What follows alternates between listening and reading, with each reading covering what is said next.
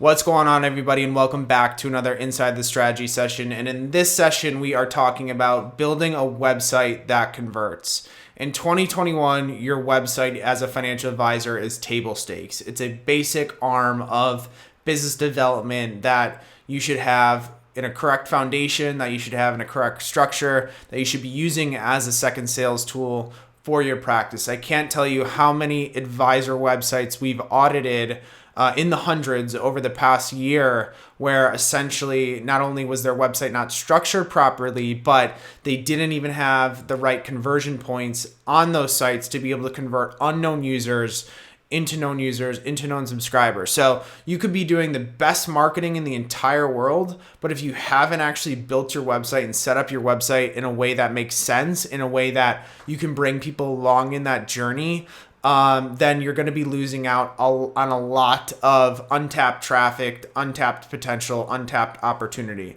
So similar to last week's, as well as other ITSs, we're going to take you through a quick deck. Then we're actually going to demo. That deck will include some advisor examples, but then we're going to demo the 7 site, because we think we don't have it perfect, but we think we've built a pretty good mousetrap as it relates to converting people on forums, having content that displays effectively. And I'll show you some areas of improvement we're even focused on from a business standpoint, because obviously if you're not always improving your website, then it's going to get stale over time. So just to start off and get going, as it relates to why your website should be a second sales arm, and it is a second sales arm in a 2021 world. The first of which is you have 8 seconds to make an impression on someone. So if someone lands on your website, they form their impression of that advisor anywhere from between 0 and 8 seconds. And essentially a prospective client forms that impression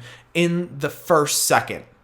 And basically, as you're driving people to your new site, most people, particularly in financial services, aren't at that point where they're ready to buy. 96% of people who come to websites are not in that purchase mindset. So from that standpoint, if you're not able to make an impression, get people to want to come back, or get people to consume more content, enough content to be able to reach out to you, then you're missing out on untapped traffic, untapped potential. If your site speed isn't optimized effectively, if your site's running slow, that can result in a 7% reduction in conversions. Also, too, Google's making an update where site speed is going to be a much bigger element of how you rank on Google. So if your site's not optimized for speed and structure, then you're going to be missing out on Google too. And essentially, you've heard the stats, but blogging on your website and putting content on your website increases growth in a bigger way for smaller to medium-sized businesses versus companies and businesses that are not focused on that. So that's just the main point. But building a successful advisor website is all about building trust online. This is a quote from Michael Kitces. And again, like I mentioned at the beginning of the video, it's table stakes now in 2021. So how do we think about the modern advisor website? What role does it play within kind of this marketing funnel, this marketing journey? And essentially, it is the middle point between your top of funnel distribution channels and your nurture and conversion channels. So essentially, if you think about your promotional channels are your social channels, are Google, are potentially emails to unknown prospects. Those are your promotional channels, right? And essentially what you want to be able to do is drive them all back to your digital properties in some way, shape, and form. Reasons for that: one, to educate them on a specific topic from a value perspective. 2, so they can start to understand your story about who you are as an advisor. 3, so you can actually pixel them to be able to advertise off of that. And then 4, to be able to potentially nurture them or set up some type of meeting based on an inbound request. And then once they actually become a known user, then you move into your engagement and conversion channels. That's your emails, your Zooms, your calls, your lead magnets, things like that, to where once you get people to convert on your site, then you're moving them further down funnel. So the role of the modern website is really to sit in the middle between your top of funnel awareness channels and your bottom funnel conversion and engagement channels. So when you think about the website and you think about what makes an optimal website, there's really 5 key components to a optimal website. And like you can break it down in a million ways, but these 5 are what matter. They're what matter in today's world. What's going to matter in a future state, even if web design completely changes across the board. The first of which is creating a cohesive structure and foundation to your website. We'll get into all 5 of these. The second is getting your copy and messaging right. The third is making the most important things the easiest to find. The fourth is providing anchored lead magnets to convert users. And then the fifth is ensuring all your channels are optimized across the board. So when we think about structure of a website, and this is the first one, in ensuring you have a cohesive structure on the website, there's really three elements to a cohesive structure on the website. There's your navigation, there's your sub-navigation, and then there's your individual page structure. So when you think about your primary navigation, those are the top elements that are going across the top of your website. And some of this will sound, pretty basic, but a lot of people don't necessarily put all these components together. That's things like your about us, your who we are, your what we do, your contact us, your blog. The key to a strong primary navigation is that you don't have any more than 4 to 6 navigation items. There's a few reasons for that. One, you don't want to put 10 to 15 options in your primary nav where you can start to organize things a little bit more efficiently. 2, as your site scales from device, so from desktop to smaller screen to bigger screen, you want to make sure that your navigation items aren't truncating at all. They're not necessarily breaking the actual site design at all. And also, 2, you want to make sure that things are very easy to navigate. If you have 10 to 15 primary navigation items, it's going to be hard to navigate for that individual. So you can see here on my screen that I have essentially 6 navigation items here. I have my home. Some people have a home, some people don't. It's just like the logo in the top left. But then you have the Cavallari team, the services, insights or helpful content, your blog, maybe resources, tax documents, and a contact page. So keep it at 4 to 6 primary navigation items. Remember, you can put things in some nav, which we'll get to. Order matters more than you think. So people read from left to right, which is why you always see contact us as really the last navigation item. So from that standpoint, remember, you're taking people through a journey. So you want to have your about us, your what we do, and your blog is really like the first 3 to 4 components of your primary navigation items. That's going to allow you to start to tell your story as it relates to how the advice you provide, or more about your practice, and also to be descriptive. So how can you differentiate your primary navigation items from your standard using the about us terms, etc. Once you have your 4 to 6 primary navs set, now you can start to think about your sub navs. Now the key here is that you want to use mega menus when possible. So this gets technical, but you may be using an out-of-the-box site design, so a mega menu may not be appropriate. This is an example of a mega menu here, where it's not just a single stacked drop down, but you actually have different components to the drop down. So you have kind of like it as a menu versus a single stack. Mega menus are better for search. They allow things to be organized more effectively in your site map. That's why we like mega menus. But again, we know that can be a little bit harder to do when you're using an out-of-the-box provider. What you want to do is start to group sub nav items into themes and topics. So from that standpoint, you can see here, you may actually cover financial planning, investment management, tax planning, and college planning, all within the services that you provide. What you want to make sure is that you have individual pages or individual representation about those different services that you provide. The key is that you don't want to overkill on subnav. So it's great to have 3 to 4 sub-navigation items under a primary navigation, so it's organized effectively. But you don't want to have a list of 20 sub-navigation items. You want to make sure that it's cohesive, it's clear, it's concise. And again, be descriptive, avoid common terms. You don't have to have sub-navigation items just before you get to page structure. It's kind of like a nice to have, but it helps as it relates to if you have multiple layers of pages. So on 7, you'll see that we actually don't have sub-navigation items for a specific reason. So The last aspect of page structure is really of website structure is really your page structure. And your page structure is really literally as it sounds. It's how you structure each page on your website. And specifically, you can get into terms of like how you're using H1 tags versus H2 or how you're supplementing content with media. But the key to a good page structure for Google's purposes, as well as a conversion standpoint, is your flow. So top to bottom, it's high. This is where I'm going to tell you what I'm going to talk about. This is where I share detail, actionable items, and add value to your visit. And this is where I close it out, asking you to reach out or sign up for something.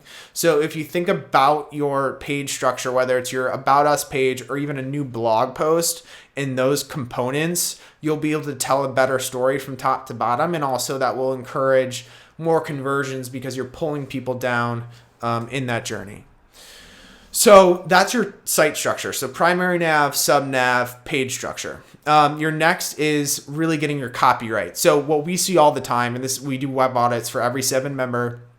Essentially, the biggest thing is that there's no clear defined audience from a web standpoint. And also 2, if there is a clear defined audience, it's actually not defined in the messaging up front. So you want to make sure that you're clearly defining your audience. You're using simple terms. Remember, you're not using inside baseball. We see a lot of inside baseball terms used on advisor websites. And then also that you're testing different headlines. We swap copy on our homepage. We talk to advisors about swapping copy on landing pages. And from that standpoint, you want to make sure that you're testing things on a regular basis and appointing someone to test things on a regular basis. So a couple examples. Some of these will be 7 members, some will not. Kevin, he's a 7 member. Essentially what we did to his site is we restructured the site, started to restructure the actual architecture of the site, but also the messaging. And from that standpoint, helping people in the yo-yo economy, which is the individual entrepreneur economy. This is a very specific group he's going after, and this is who he helps. And we wanted to make that clear to his audience when they land on the page. Another example is Taylor Schulte. You probably know him in FinTwit if you follow FinTwit on Twitter. He's not a 7 member, but he is very clear with his messaging. We've always admired his site, and he straight out tells you that retirement planning for individuals over the age of 50. So make sure that you're being very clear about who you serve when someone comes to your website and lands on your homepage. And then when you're thinking about writing your copy, so Lifelong Investments out in New Jersey, they're a 7 member as well. Make sure you're clearly defining your audience before you create any web copy. Who is this page for? Why does this page actually matter? Clearly state the value that you provide. And I think the other key is that it's not about you and telling your story. It's about what are the prospects going to get out of that single page or that single piece of content on your site. And the last thing when you're writing copy and structuring page copy on the site is mix it up with media. Google loves heavy media. They love heavy media from your social channels. They love heavy media from your website. So mix it up. You'll see here on Brad's site, we have a video, we have graphics broken up, the copy's broken up into the site. So it actually helps create a better flow. And again, we anchor it with that call out. We anchor it with that let's get started module at the bottom for those conversion points. The thing that we want to remember is that keep it short, keep it concise. If you can't explain what you're trying to do in 500 words or less, then you either don't understand what you're trying to say or haven't thought it thoroughly enough about the solution. As I'm saying this, I'm recording a 30-minute website training. So I can be long-winded, but learn how to break it down, be concise, and also to explain what you do and how you do it and how you're actually going to help people in a very concise manner. So the last thing we want to think about as it relates to messaging is really think about who's reading the content and simplify it. So from that standpoint, as I mentioned, inside baseball is something you want to stay away from. Use white space, use imagery, and reduce choices. Keep the call outs that you have on the site to 1 to 2 choices. We've seen advisor hub pages with 500 different pieces on it, all categorized differently. And from that standpoint, all you're going to do is drive more confusion. People don't like to have to choose for themselves digitally. They like to be told where to go digitally, what to click on, what to read, etc. So following your website structure and your website content, the next is really ensuring that you have conversion points. This is the biggest thing that we see advisors not have. And that you may have a contact us page that has a single form, but that's one conversion point on your site. And that's the context I want you to think about this section in. The conversion points, that contact us page on the form, and advisors come to us all the time. And if you're watching this, you probably feel it, that you don't have anybody convert on your contact form. Well, there's one conversion point. And remember, going back to our original point of that, most people who actually view your website aren't actually at that point of conversion. So they don't want to buy, they don't want to have a meeting. They may have gotten there through social. They may have done some research on search. They may have heard from you from a friend. So from that standpoint, you need to make sure that you're putting different points of conversion that aren't as down funnel as contact us or schedule an assessment. So schedule an assessment is one way, but you can also have follow-ups to webinars. You can have lead signal, or you can have lead magnets on your site, and things like that. So remember that funnel we talked about earlier. Thinking through that funnel as it relates to how are you driving people back into your site. So remember, optimize the channels that are built around your digital properties. When you go to Google and you Google 7 Group, the fourth thing that shows up is all of our Twitter content. All of our latest 3 Twitter posts, the multimedia we share. So if people are Googling 7 Group, we own most of the top of the page. There's another 7 Group in Australia, but outside of that, like, we own most of the top of the page. So even if someone's not consuming our content on social and they're Googling us, they know that at the end of the day, 7 Group, our content is dominant on our Google search page. So make sure you're optimizing your channels. Make sure that you're going through to yourself of saying, okay, am I active on these channels? How can I be active on these channels? How can I be consistent on these channels? Not only to draw people into the practice social from a social perspective, but also from a Google search standpoint. So from that, if you have any questions, just feel free to shoot us a note, but we're going to run through the demo of our site. So what we'll do here is we'll do incognito just so you can get the full effect of the 7group.com.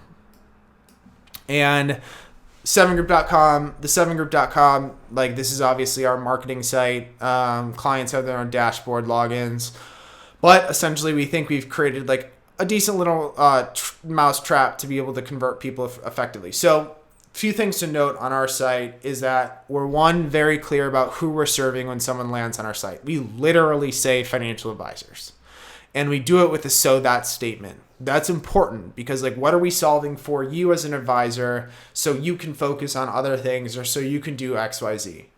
So from that standpoint, what we do here is we really want to focus with that "so that" statement and be very clear about what you get up front. The next thing on the site is that we have social proof, and now you'll start to see the lead magnets come up. One, if you've been featured in any publications, any magazines, etc., set those as featured and up. That's immediate social proof for your website. So you'll start to see here we have different lead magnets come up. So essentially, as I mentioned, lead magnets is that you can schedule a demo at any time in our sticky navigation. This pops you out to a Calendly link. And then also, too, we have a new bottom footer that pops up that essentially drives to a registration page where you can actually view a webinar, but you have to fill out a form. So again, that's another conversion point to where you have to convert. I've already converted on this one, so I don't have to refill it out. But that's another conversion point on the site to where you can fill it out. You can actually convert on that conversion point. And now we have 2 conversion points right away. So from a page standpoint, I'll X this out for now. But essentially, you'll see here is that we have Y7. So why, who we are. We have media starting to be integrated into the system. We talk about our philosophy, and then we also have our pricing on our site right away. But also, too, you'll see here another conversion point, right? So individuals can start to convert right away. This is now the 3rd conversion point. You've been on the site for 3 seconds. None of them are abrupt, but you've been on the site for 3 seconds. Now you're starting to get those additional conversion points. So as you go, you'll see our nav. We keep our nav very clean. We have 5 nav items. So you have your About Us. So that just explains a little bit more about what we do, how we work, who we are. Again, breaking it up with media, breaking it up with different modules. We have our pricing page to give you an example. Again, breaking it up with modules, more conversion points on the site. We have our blog, which is organized in a tile format. And essentially that's giving you the ability, and we have another conversion point. So after 3 pages are visited, you now get a pop-up that says, thanks for stopping by. This probably popped up because I jumped up here for the cursor. But that's another conversion point. So that's our 4th conversion point on the site. And then we have different blogs. And again, you can view these. You can jump to other articles. So we keep you reading on. And then also too, you can share these pieces directly from, and then we have our contact page. So our contact page is again a 5th conversion point. So we have 5 different conversion points on the site, none of which are too abrupt. They're all pretty basic and baseline. But again, whether it's viewing a webinar, inquiring about pricing modules, scheduling a demo, signing up for something, we have these different very down funnel conversion points and these very high funnel conversion points. From a structural standpoint, we keep our nav clean, we keep our blog updated, we're constantly looking at our SEO performance data to understand how that's performing, and that's our site structure. So again, it goes back to keeping your site structure clean, being super clear and concise about the messaging that you're breaking down into your site, having active content, and then also to making sure those conversion points are set up in an effective way. So hope that helps. That was a 21-minute Inside the Strategy, and we will see you next week for another one.